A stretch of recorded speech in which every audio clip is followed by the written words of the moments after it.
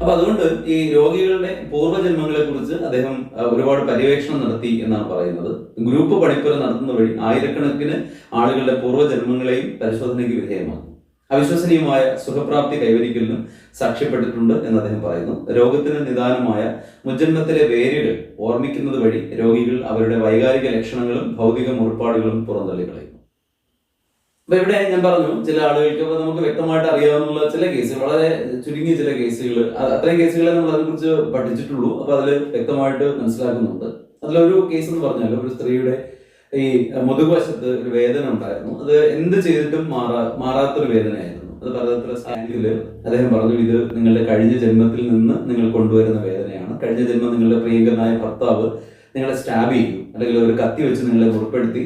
ആ വേദന ശരീരത്തിൽ മാത്രമല്ല, അത് നിങ്ങളുടെ ആത്മാവിനെയും ബാധിച്ചു, അല്ലെങ്കിൽ നിങ്ങളുടെ മനസ്സിനെ അതിശക്തമായിട്ട് അത് ബാധിച്ചിട്ടുണ്ട്. ആ ഒരു പെയിനാണ് ഇപ്പോൾ നിങ്ങൾ പിന്തുടരുന്നത്. അതുപോലെയാണ് ഈ മറുഭാഷകൾ സംസാരിക്കുന്നതിനെ കുറിച്ച് അതിവിടെ പറയുന്നുണ്ട്. ഓർമ്മകളെ പിറകോട്ട് നയിക്കുന്ന ചികിത്സാ രീതികൾ, രോഗികൾ അവർ ഒരിക്കലും പഠിച്ചിട്ടില്ലാത്ത മറുഭാഷ സംസാരിക്കുന്നത് ഞാൻ കേട്ടിട്ടുണ്ട്. ഇതിന്റെ പേര് സ്കിനോഗ്ലോസി എന്നാണ്.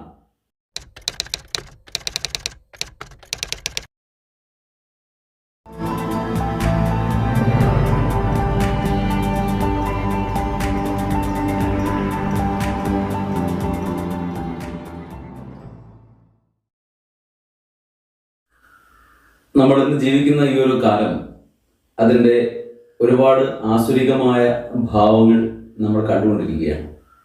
മതങ്ങളുടെ പേരിൽ, ജാതിയുടെ പേരിൽ, ഓരോ തരത്തിലുള്ള വ്യത്യാസങ്ങളുടെ പേരിൽ മനുഷ്യൻ എന്ത് ചെയ്യുന്നു, അല്ലെങ്കിൽ അങ്ങനെ ഉണ്ടാക്കപ്പെടുന്ന വ്യത്യാസങ്ങളുടെ പേരിൽ മനുഷ്യൻ തമ്മിലടിക്കുന്ന ഒരു കാലമാണ്.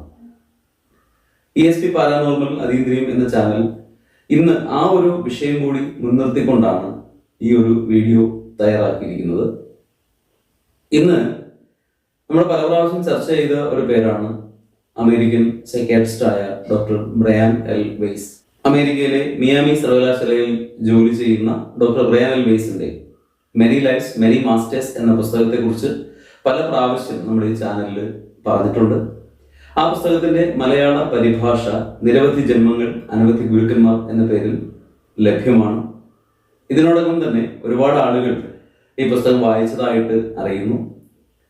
അപ്പോൾ ആ പുസ്തകത്തിന്റെ അവസാന ഭാഗത്തായിട്ട് അദ്ദേഹം അതിന്റെ ഉപസംഹാരമായി കൊടുത്തിരിക്കുന്ന ഒരു ഭാഗമാണ് നമ്മൾ ഇന്ന് ചർച്ച ചെയ്യുന്നത്.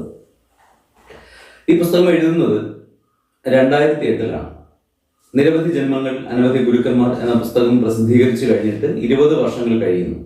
ഉദ്ദേശം 40 ഭാഷകളിലേക്ക് വിവർത്തനം ചെയ്യപ്പെടുക വഴി ലോകം മുഴുവൻ ഈ പുസ്തകം യാത്ര ചെയ്യുകയും ധാരാളം ആളുകളിലേക്ക് എത്തിച്ചേരുകയും ചെയ്യുന്നു. ആളുകൾ വളരെയേറെ ആകാംക്ഷയോടുകൂടി ഈ പുസ്തകം വായിക്കുക മാത്രമല്ല, ഒരുപാട് ആളുകളിലേക്ക് സജസ്റ്റ് ചെയ്യുകയും ചെയ്യുന്നു. അപ്പൊ അതിന് കാരണം എല്ലാ ആളുകളുടെയും ഉള്ളിൽ ഏറ്റവും കൂടുതൽ ജിജ്ഞാസയോടുകൂടി അവരറിയാൻ ആഗ്രഹിക്കുന്ന ഒരു വിഷയമാണ് മരണാനന്തര ജീവിതം. മരണത്തോടു കൂടി എല്ലാം അവസാനിച്ചു പോകുന്നു എന്ന് പറയുന്ന ആ ഒരു കൾട്ടിൽ വിശ്വസിക്കാതെ അതിന്റെ അപ്പുറത്തേക്ക് എന്തെങ്കിലും ഉണ്ട് എന്നുള്ള പ്രത്യാശയുടെ ഒരു പൊൻകിരണം നമുക്ക് തരുന്ന, നമുക്ക് സമ്മാനിക്കുന്ന എന്തെങ്കിലും അനുഭവങ്ങളുണ്ടോ, അല്ലെങ്കിൽ അങ്ങനെയുള്ള എന്തെങ്കിലും ചർച്ചകൾ ലോകത്തിന്റെ ഏതെങ്കിലും ഭാഗത്ത് നടക്കുന്നുണ്ടോ എന്ന് വളരെ ആകാംക്ഷയോടുകൂടി ആളുകൾ കാത്തിരിക്കുന്നത് നമുക്ക് കാണാനായിട്ട് സാധിക്കുന്നു. അദ്ദേഹം പറയുന്നത് നമ്മുടെ ലോകം ആത്മീയ അറിവിന് വേണ്ടി ഇപ്പോഴും ദാഹിക്കുകയാണെന്നാണ്. അപ്പൊ ഇത് അമേരിക്കക്കാരനായ അദ്ദേഹം പറയുകയാണ്. ശരിക്കും ഭാരതീയരായ നമ്മളെ സംബന്ധിച്ച് നമ്മുടെ ഇവിടുത്തെ ഋഷീശ്വരന്മാർ ധാരാളം അറിവുകൾ നമുക്കായിട്ട് തന്നിട്ടുള്ളതാണ്. നമുക്ക് യഥാർത്ഥത്തിൽ ഈ ആത്മീയമായ ഒരു വലിയ പൈതൃകം നമുക്കുണ്ട്.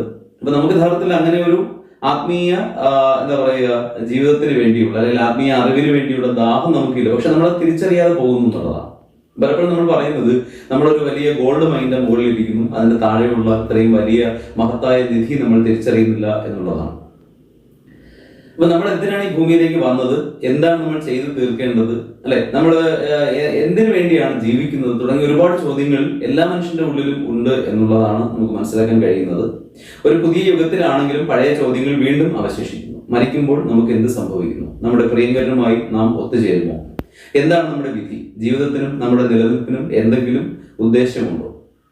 അപ്പോൾ കാതറിൻ എന്ന് പറയുന്ന ഒരു പെൺകുട്ടി അദ്ദേഹത്തിന്റെ ജീവിതത്തിൽ കടന്നു വരുന്നു വെച്ച് കഴിഞ്ഞാൽ ഒരു സൈക്കോളജിക്കൽ ആയിട്ടുള്ള ഒരു ഹെൽപ്പിന് വേണ്ടിയാണ് കടന്നു വരുന്നത്, അല്ലെങ്കിൽ അവരുടെ മനഃശാസ്ത്രപരമായ പ്രശ്നങ്ങൾ പരിഹരിക്കുന്നതിന് വേണ്ടിയാണ് ഡോക്ടർ ബ്രയാൻ എൽ വെയ്സിന്റെ അടുത്ത് വരുന്നത്. നമ്മൾ പലപ്പോഴും പറഞ്ഞതാണ്.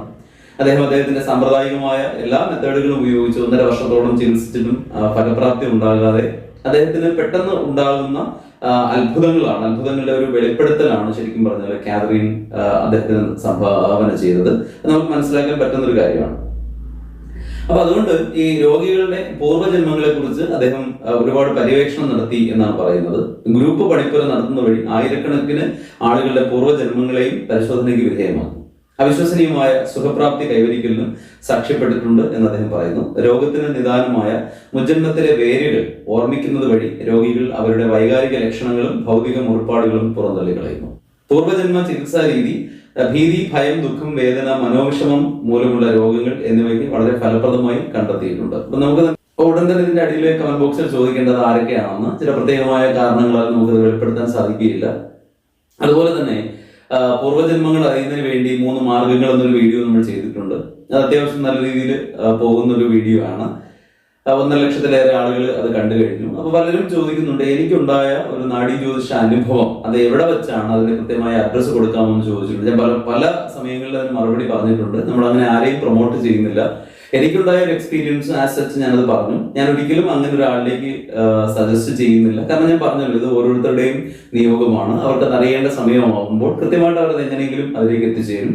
അപ്പൊ അങ്ങനെയുള്ള ചോദ്യങ്ങൾ ദയവ് ചെയ്ത് നമ്മളോട് ചോദിക്കാതിരിക്കുക എന്നുള്ളതാണ്. അതിന്റെ അടിയിൽ ധാരാളം ആളുകൾ പറഞ്ഞിട്ടുണ്ട്, അങ്ങനെയുള്ള ആൾക്കാർ പല ആളുകളെയും കണ്ടെത്തിയിട്ടുണ്ട് എന്നുള്ളത്. ഓർമ്മകളെ പിറകോട്ട് നയിക്കുന്ന ചികിത്സാ രീതികൾ രോഗികൾ അവർ ഒരിക്കലും പഠിച്ചിട്ടില്ലാത്ത മറുഭാഷ സംസാരിക്കുന്നത് ഞാൻ കണ്ടിട്ടുണ്ട്. അപ്പൊ ഇവിടെ ഞാൻ പറഞ്ഞു, ചില ആളുകൾക്ക് നമുക്ക് വ്യക്തമായിട്ട് അറിയാവുന്ന ചില കേസുകൾ, വളരെ ചുരുങ്ങിയ ചില കേസുകൾ, അത്രയും കേസുകളെ നമ്മൾ അതിനെക്കുറിച്ച് പഠിച്ചിട്ടുള്ളൂ. അപ്പൊ അതിൽ വ്യക്തമായിട്ട് മനസ്സിലാക്കുന്നുണ്ട്. അതിലൊരു കേസ് എന്ന് പറഞ്ഞാൽ ഒരു സ്ത്രീയുടെ ഈ മുതുകുവശത്ത് ഒരു വേദന ഉണ്ടായിരുന്നു. അത് എന്ത് ചെയ്തിട്ടും മാറാത്തൊരു വേദനയായിരുന്നു. അത് പലതരത്തിലുള്ള സ്കാനിങ്ങും പലതരത്തിലുള്ള ഈ മോഡേൺ മെഡിസിന്റെ ടെക്നിക്സ് അപ്ലൈ ചെയ്തിട്ടും അത് കണ്ടുപിടിക്കാൻ സാധിച്ചില്ല. അപ്പോൾ വരണ്യനായ ഒരു ഗുരുജി, പൂജനീയനായ ഒരു ഗുരുദേവ് അദ്ദേഹത്തിന്റെ സാമീപ്യത്തില് അദ്ദേഹം പറഞ്ഞു, ഇത് നിങ്ങളുടെ കഴിഞ്ഞ ജന്മത്തിൽ നിന്ന് നിങ്ങൾ കൊണ്ടുവരുന്ന വേദനയാണ്. കഴിഞ്ഞ ജന്മം നിങ്ങളുടെ പ്രിയങ്കരനായ ഭർത്താവ് നിങ്ങളെ സ്റ്റാബ് ചെയ്തു, അല്ലെങ്കിൽ ഒരു കത്തി വെച്ച് നിങ്ങളെ മുറിപ്പെടുത്തി. ആ വേദന ശരീരത്തിൽ മാത്രമല്ല, അത് നിങ്ങളുടെ ആത്മാവിനെയും ബാധിച്ചു, അല്ലെങ്കിൽ നിങ്ങളുടെ മനസ്സിനെ അതിശക്തമായിട്ട് അത് ബാധിച്ചിട്ടുണ്ട്. ആ ഒരു പെയിനാണ് ഇപ്പോൾ നിങ്ങൾ പിന്തുടരുന്നത്. അദ്ദേഹത്തിന്റെ ചില വിദ്യകൾ ഉപയോഗിച്ച് ആ സ്ത്രീയുടെ ഇത് മാറ്റിക്കൊടുത്തു. അതുപോലെ തലയിൽ വളരെ വലിയൊരു മുഴയുമായി ജീവിച്ചിരിക്കുന്ന ഒരു സ്ത്രീ ഇപ്പോഴും ഉണ്ടെന്നാണ് എന്റെ വിശ്വാസം. കാരണം ഞാൻ അവരെ കുറിച്ച് കേട്ടിട്ട് 10 വർഷത്തിൽ കൂടുതലായി. അപ്പൊ അതും ഇതുപോലെ ഒരു എക്സ്പീരിയൻസ് ആണ്. അപ്പൊ ഇങ്ങനെ ധാരാളം അനുഭവങ്ങൾ അതിൽ പറയുന്നുണ്ട്. ഈ പൂർവ്വജന്മ കർമ്മഫലങ്ങൾ ചില പ്രത്യേകമായ രീതികളിലൂടെ മാറ്റിക്കളഞ്ഞിട്ട് അവരുടെ ഈ പറയുന്ന രോഗങ്ങൾ മാറ്റുന്ന ഒരു അവസ്ഥ. ഇവിടെ കാതറിന് സംഭവിച്ച അത് തന്നെയാണ്. ഒരേ സമയം വെള്ളത്തിനെയും അതുപോലെ തന്നെ തീയെയും ഭയമുണ്ടായിരുന്ന, അങ്ങേയറ്റം ഹൈപ്പർ ടെൻഷൻ അനുഭവിച്ചിരുന്ന ഒരു സ്ത്രീയായിരുന്നു കാതറിൻ എന്ന ഈ പെൺകുട്ടി.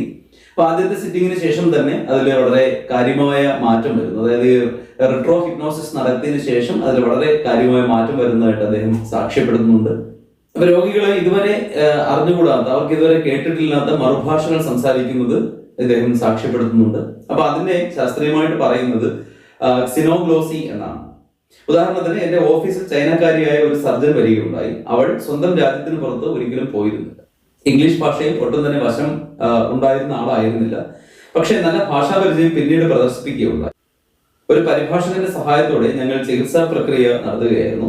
തത്സമയം വടക്കൻ കാലിഫോർണിയ, അമേരിക്കയിലെ 1850കളിലെ പൂർവ്വജന്മ ചരിത്രമാണ് അവൾ ഞങ്ങളോട് വിവരിച്ചത്. തന്റെ ഭർത്താവുമായുള്ള ഒരു വാദപ്രതിവാദത്തെ വിവരിച്ചപ്പോൾ ഒഴുക്കുള്ള നല്ല ഇംഗ്ലീഷ് ഭാഷാ പ്രയോഗമാണ് അവൾ നടത്തിയത്.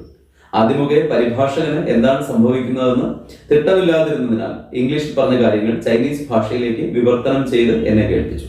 അപ്പോൾ ഞാൻ ഇടപെട്ട് എനിക്ക് അവൾ സംസാരിക്കുന്ന ഇംഗ്ലീഷ് ഭാഷ നന്നായി മനസ്സിലാകുന്നുണ്ട് എന്ന് ദ്വിഭാഷിയെ ഓർമ്മിപ്പിച്ചു. കേവലം 20 മിനിറ്റ് മുൻപ് വരെ ഹലോ എന്ന് പോലും ഇംഗ്ലീഷിൽ നന്നായി പറയാൻ അറിയില്ലായിരുന്ന തന്റെ കക്ഷിയുടെ വാചാലമായ ഭാഷാ ചാതുര്യം കേട്ടപ്പോൾ അയാൾ ബോധക്കേടിന്റെ വക്കത്തെത്തിയിരുന്നു. അപ്പൊ ഇത് പലപ്പോഴും നമ്മൾ ഇങ്ങനെ വായിച്ചു കളയുന്ന അല്ലെങ്കിൽ കേട്ട് കളയുന്ന ഒരു പഴങ്കഥ പോലെ ഉള്ള ഒരു വാർത്തയാണ് ഈ പറഞ്ഞത്. അപ്പൊ മറുഭാഷ എപ്രകാരത്തിലാണ് നമുക്ക് സംസാരിക്കാൻ കഴിയുക? എനിക്ക് ജർമ്മൻ ഭാഷ സംസാരിക്കാൻ കഴിയണമെങ്കിൽ ആ ഭാഷയെക്കുറിച്ച് എനിക്ക് എന്തെങ്കിലും എന്റെ എന്താണ് ഉള്ളിൽ ഉണ്ടായിരിക്കണം, ഞാൻ പഠിച്ചിരിക്കണം, അല്ലെങ്കിൽ ഞാൻ അത് കേട്ടിരിക്കണം, എങ്കിൽ മാത്രമേ എനിക്ക് പറയാൻ കഴിയുള്ളൂ. എനിക്ക് ഒട്ടും അറിഞ്ഞുകൂടാത്ത, ഇപ്പൊ ലോകത്തിൽ ഏതാണ്ട് 7000-ലേറെ ഭാഷകൾ ഉണ്ടെന്ന് പറയപ്പെടുന്നു. ലിപി ഉള്ളതും ലിപി ഇല്ലാത്തതും മൃതഭാഷയും അതല്ല ജീവഭാഷയും ഒക്കെ ആയിട്ട് 7000-ലേറെ ഭാഷകളുണ്ട് എന്ന് ഭാഷാ ചരിത്രം പറയുന്നു, അല്ലെങ്കിൽ ഭാഷാശാസ്ത്രം പറയുന്നു, ലിംഗ്വിസ്റ്റിക്സ് പറയുന്നു.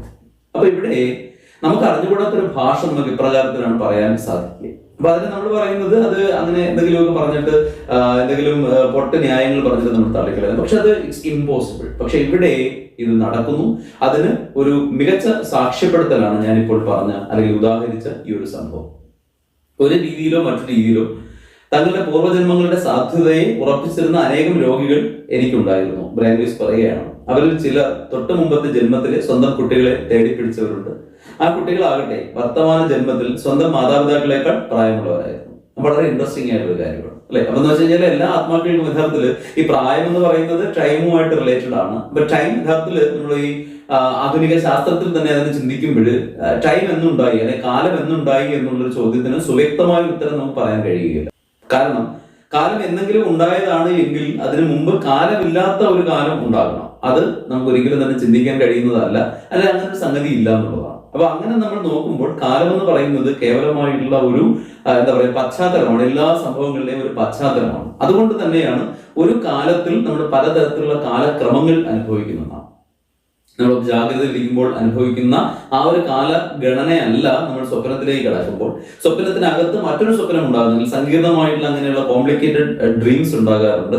അപ്പൊ അങ്ങനെയുള്ള ഡ്രീം ക്ലസ്റ്ററുകളിൽ നമ്മൾ അനുഭവിക്കുന്ന വ്യത്യസ്തമായിട്ടുള്ള സമയ മേഖലകളാണ്. അപ്പൊ ഇതെല്ലാം അനുഭവിക്കുന്നത് ആക്ച്വലി വൺ പേഴ്സൺ ആണ്. നമ്മൾ യഥാർത്ഥത്തിൽ ഈ സമയത്തെയും കാലത്തെയും കുറിച്ച് വളരെ വിശദമായിട്ട് മറ്റൊരു വീഡിയോ മുൻപ് ചെയ്തിട്ടുണ്ട്.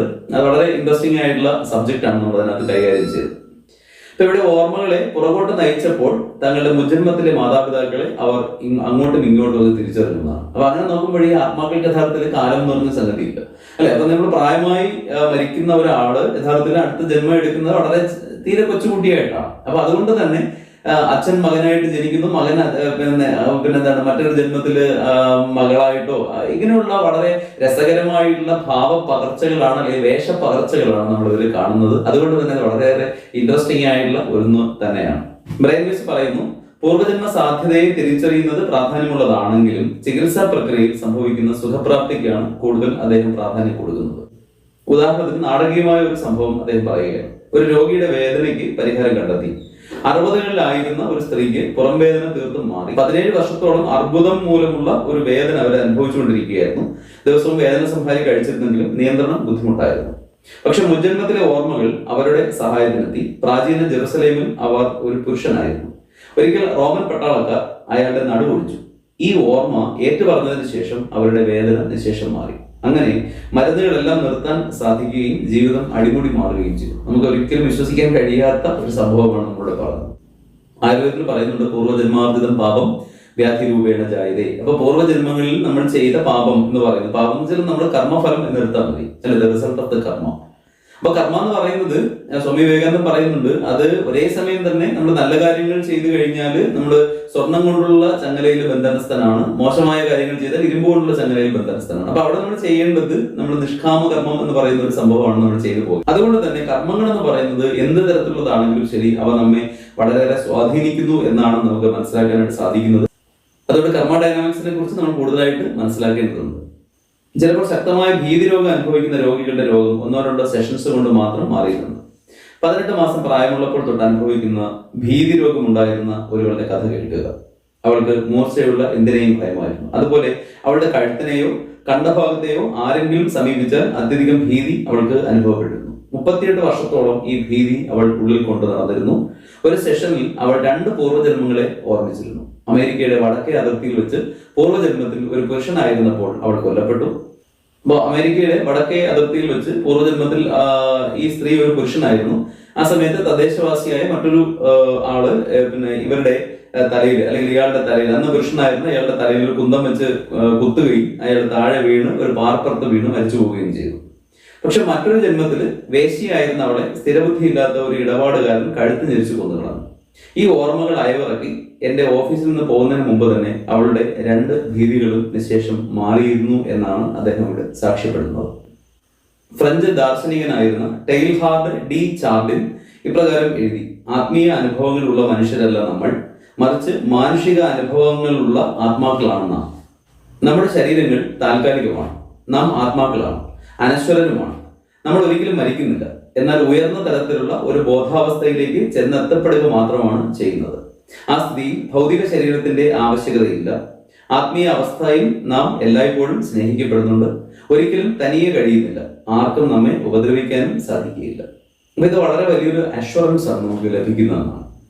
ഭൂമി എന്ന പാഠശാലയിൽ നമുക്ക് എല്ലാവർക്കും അനവധി പാഠങ്ങൾ പഠിക്കേണ്ടതായിട്ടുണ്ട്. സ്നേഹം, കരുണ, അക്രമരാഹിത്യം, വിധിക്കാതിരിക്കൽ, ക്ഷമ, മഹാമനസ്കത, പരസഹായം, പ്രത്യാശ എന്നീ ഗുണങ്ങളുടെ അർത്ഥം ശരിക്കും ഗ്രഹിക്കേണ്ടതായിട്ടുണ്ട്. നമ്മുടെ അഹം എന്ന ബോധമുണർത്തുന്ന കൃത്രിമത്തെ മറികടക്കാനും നാം പഠിക്കേണ്ടതായിട്ടുണ്ട്. അല്ലെ, നമ്മുടെ അഹം എന്ന ബോധമുണർത്തുന്ന കൃത്രിമത്വത്തെ മറികടക്കാനും നാം പഠിക്കേണ്ടതായിട്ടുണ്ട്. എല്ലാ ജീവജാലങ്ങളെയും തമ്മിൽ ബന്ധിപ്പിച്ചിരിക്കുന്ന ഊർജം എന്ന പ്രതിഭാസത്തെ തിരിച്ചറിയണം. അങ്ങനെ ആർക്കും മരണമില്ലെന്നും ജീവൻ മാത്രമാണുള്ളത് എന്നും മനസ്സിലാക്കണം. അപ്പൊ നമുക്ക് എത്രയോ വലിയ പ്രത്യാശയുടെ ഒരു സന്ദേശമാണ് ഡോക്ടർ ബ്രയാൻ എൽ വൈസ് പകർന്നു തരുന്നത്. മറ്റു ഗുണപാഠങ്ങളും കൈവരിക്കുന്നു. മേൽപ്പറഞ്ഞ പാഠങ്ങളെല്ലാം ഒരേ ജന്മത്തിൽ നിന്ന് പഠിക്കേണ്ടതില്ല. അനേകം പുനർജന്മങ്ങൾ വഴി ഭൗതിക ശരീരത്തിൽ കൂടി പ്രസ്തുത പാഠങ്ങൾ ഹൃദയസ്ഥമാക്കാൻ കഴിഞ്ഞാൽ മതി. എല്ലാവിധ വശങ്ങളിൽ നിന്നും പഠനം ആവശ്യമായിട്ടുള്ളത് കൊണ്ട് ഭൗതിക തലത്തിൽ വംശം, ലിംഗം, മതം, പൗരത്വം എല്ലാം പരസ്പരം മാറി പുനർജനിക്കുന്നു. അപ്രകാരം നാം ധനികനും ദരിദ്രനും ബലവാനും ബലഹീനനും പരിഗണിക്കപ്പെട്ടവനും അവഗണിക്കപ്പെട്ടവനുമായി ജീവിക്കേണ്ടതായി വരുന്നു. എല്ലാം അനുഭവിച്ചുകൊണ്ട് നാം പഠിക്കുന്നു. അപ്പൊ ഇതാണ് ഞാൻ ആദ്യം പറഞ്ഞത്. കാരണം എന്ന് വെച്ച് കഴിഞ്ഞാൽ നമ്മുടെ ഈ വംശം, ലിംഗം, മതം, പൗരത്വം ഇതെല്ലാം തന്നെ യഥാർത്ഥത്തിൽ എന്താണ്, വളരെ കണക്റ്റഡ് ആണ്, പല കാര്യങ്ങളുമായിട്ട് കണക്റ്റഡ് ആണ്. അപ്പൊ അതുകൊണ്ട് തന്നെ നമ്മുടെ ഈ കിട്ടുന്ന ഒന്നിൽ അഭിമാനിക്കുകയോ അല്ലെങ്കിൽ അതിൽ നമ്മൾ വിഷമിക്കുകയോ ചെയ്യേണ്ട ആവശ്യമില്ല. അപ്പൊ ഇതൊരു സ്വപ്നം പോലെ മാത്രമാണ്, അല്ലെ, അത് കടന്നു പോകും. തീർച്ചയായിട്ടും ഈ സമയവും കടന്നു പോകും എന്ന് പണ്ട് ബീർബൽ അക്ബറിനോട് പറഞ്ഞതുപോലെ, അല്ലെ, എല്ലാം കടന്നു പോകും, ഒന്നും തന്നെ സ്ഥായിയായിട്ട് നിലനിൽക്കുന്നില്ല. അപ്പൊ നമ്മൾ പതുക്കെ എല്ലാം വിട്ടുകൊടുക്കുക, എന്നിട്ട് നമ്മൾ ആ ആനന്ദഭാവത്തിൽ ജീവിക്കുക മാത്രമാണ് ചെയ്യേണ്ടത്. അപ്പൊ അതുകൊണ്ട് ഈ പരസ്പരം പോരടിക്കുന്ന പല ആളുകളോടും നമുക്ക് ചോദിക്കേണ്ട അല്ലെങ്കിൽ നമുക്ക് പറയേണ്ട ഒരു കാര്യം എന്ന് വെച്ച് കഴിഞ്ഞാൽ, അവരുടെ ദൈവം, നമ്മുടെ ദൈവം, നിങ്ങളുടെ ദൈവം, അങ്ങനെ ദൈവങ്ങളില്ല. ഇവരെ എല്ലാവരെയും സൃഷ്ടിച്ചത് യഥാർത്ഥത്തിൽ എന്ത് തന്നെയാണ്? ഒരേ ഈശ്വരൻ തന്നെയാണ്. അപ്പൊ ഞാൻ അതാണ് പറയുന്നത്, ലോകത്തിൽ ഏതാണ്ട് 9ഓളം പ്രധാന മതങ്ങളുണ്ട്. ഈ എല്ലാ മതങ്ങൾക്കും വേണ്ടി അല്ലെങ്കിൽ ഈ എല്ലാ മതങ്ങളിലും വിശ്വസിക്കുന്ന ആളുകൾക്ക് വേണ്ടി ഒരു സൂര്യനും ഒരു ചന്ദ്രനും മാത്രമേ ഉള്ളൂ, അല്ലെ. അപ്പൊ ഇതുപോലെ തന്നെയാണ് എല്ലാ ആളുകളുടെയും ബ്ലഡ് ഗ്രൂപ്പുകൾ നമുക്ക് നോക്കി അറിയാം. അതിനും കാറ്റഗറൈസേഷൻ എന്ന് പറയുന്നത് ഒരു രീതിയിൽ മാത്രമേ ഉള്ളൂ. അല്ലാതെ ഒരു മതക്കാർക്ക് പ്രത്യേകിച്ച് അങ്ങനെ ഒരു സംഗതിയേ ഇല്ല എന്നുള്ളതാണ്. പല ആളുകളും ഈ പറഞ്ഞ ബ്ലഡിന്റെ പ്യൂരിറ്റിയിലൊക്കെ വിശ്വസിക്കുന്ന മതങ്ങളുണ്ട്, അങ്ങനെയുള്ള ജാതി വിഭാഗങ്ങളുണ്ട്, പെഡിഗ്രിയിൽ ഭയങ്കരമായിട്ട് വിശ്വസിക്കുന്ന ആൾക്കാരുണ്ട്, അല്ലെ. അപ്പൊ അവിടെ എല്ലാം നമ്മൾ മനസ്സിലാക്കേണ്ട കാര്യം എന്ന് വെച്ചാൽ, ഇതിന്റെ എല്ലാം ഏറ്റവും അവസാനം നമ്മൾ ചെന്നെത്തുന്നത് പരമമായ ഒരൊറ്റ സത്യത്തിലാണ്, ഒരൊറ്റ വിശ്വാസത്തിലാണ് എന്നുള്ള തിരിച്ചറിവാണ് നമുക്ക് ഉണ്ടാകേണ്ടത്. നമുക്ക് എല്ലാവർക്കും ആത്മീയ സുഹൃത്തുക്കളുണ്ട്. അത്തരം ആത്മാക്കളും ഒന്നിച്ച് നാം പലതവണ ജന്മം എടുത്തിട്ടുണ്ട്. ആത്മീയ സൗഹൃദത്തിൽ പ്രണയബന്ധങ്ങൾ ഉണ്ടാകാം, പക്ഷെ വിരളമാണ്. എന്നാൽ മാതാപിതൃ ബന്ധുത്വം, മുത്തച്ഛൻ പേരക്കുട്ടി ബന്ധുത്വം, സുഹൃത്തുക്കൾ ഇവ സർവ്വസാധാരണമാണ്. ശരീരങ്ങളും ബന്ധവും മാറിയാലും ആത്മാക്കൾ ഒന്ന് തന്നെ. ഉദാഹരണത്തിന് നിങ്ങളുടെ മുത്തശ്ശി മകനായി പുനർജനിക്കുക. ഒരേ ആത്മാവ്, വേറൊരു ശരീരം, ആത്മീയ സുഹൃത്തുക്കൾ ഭൗതിക തലത്തിലോ ആത്മീയ തലത്തിലോ കണ്ടുമുട്ടുന്നു. സ്നേഹത്തിന് വിവിധ ഭാവങ്ങളുണ്ട്. വായനക്കാരായ നിങ്ങളോട് കൂടുതൽ പറയാനുണ്ട്. തൽക്കാലം ആദ്യത്തെ പതിപ്പിലെ ഉപസംഹാരത്തിൽ കൊടുത്തിട്ടുള്ള ഖണ്ഡിക ഇവിടെ ഉദ്ധരിക്കുക. വായനക്കാരനായ താങ്കൾക്ക് ഈ പുസ്തകത്തിൽ വിവരിച്ചിരിക്കുന്ന കാര്യങ്ങൾ പ്രയോജനം ചെയ്യുമെന്ന് ഞാൻ കരുതുന്നു. താങ്കളുടെ മരണഭയം കുറയ്ക്കാനും ഈ പുസ്തകം വഴി കിട്ടിയ സന്ദേശം ജീവിതത്തിന്റെ യഥാർത്ഥ അർത്ഥം മനസ്സിലാക്കാനും ഉപകരിക്കുമെന്ന് ഞാൻ കരുതുന്നു. അപ്രകാരം ജീവിതം മുഴുവനായി ആസ്വദിക്കാൻ കഴിയുമല്ലോ. സ്വന്തം ജീവിതത്തിൽ സന്തുലിതാവസ്ഥ വരുത്തി ആന്തരിക ശാന്തി ലഭിച്ച് സഹോദരി സഹോദരന്മാരായി മറ്റു മനുഷ്യാത്മാക്കൾക്ക് സ്നേഹം പകർന്നു കൊടുക്കാൻ സാധിക്കുമല്ലോ എന്ന് 2008 ഏപ്രിലിൽ Brian L Weiss MD Miami ഫ്ലോറിഡയിൽ വെച്ച് തയ്യാറാക്കിയ ഉപസംഹാരമാണ് നമ്മളിപ്പോൾ ചർച്ച ചെയ്തത്. അപ്പൊ ഇവിടെ നമുക്ക് മനസ്സിലാക്കുന്ന കാര്യം, ജീവിതം എന്ന് പറയുന്നത് എപ്പോഴും നമ്മൾ അറിയേണ്ട ഒന്നാണ്. അതൊരു പാഠശാലയാണ്, അല്ലെ, നിരവധി എക്സ്പീരിയൻസിലൂടെ കടന്നു പോകേണ്ട ഒന്നാണ്. അപ്പൊ ഇതിൽ നമുക്ക് മനസ്സിലാകുന്നത് ഏറ്റവും വലിയ ഒരു ആനന്ദമാണ്, അല്ലെ. ഒന്നിനെയും നമ്മൾ ഭയപ്പെടേണ്ട ആവശ്യമില്ല. ഈ നിമിഷം എന്ന് പറയുന്നത് കടന്നു പോകുന്നത് തന്നെയാണ്. അതുകൊണ്ട് നമ്മൾ എന്ത് ചെയ്യണം? സുഖകരമായ അനുഭവങ്ങളാണെങ്കിലും ദുഃഖകരമായ അനുഭവമാണെങ്കിലും ശരി, അത് കടന്നു പോകും. അതുകൊണ്ട് ഈ പറയുന്ന മായക്കാഴ്ചകളിൽ മുഴുകാതെ യഥാർത്ഥത്തിലുള്ള ആന്തരിക സത്തയിലേക്ക് നമുക്ക് ശ്രദ്ധിക്കാൻ കഴിയണം. അങ്ങനെ എല്ലാവർക്കും കഴിയട്ടെ എന്ന് പ്രാർത്ഥിച്ചുകൊണ്ട് നമ്മൾ ഈ ഒരു എപ്പിസോഡ് ഇവിടെ അവസാനിപ്പിക്കുന്നു. പ്രിയപ്പെട്ട എല്ലാവർക്കും നമ്മുടെ ചാനൽ അയച്ചു കൊടുക്കുക, ഷെയർ ചെയ്യുക. Thank you very much for your patient listening and thank you so much for your great support. Okay.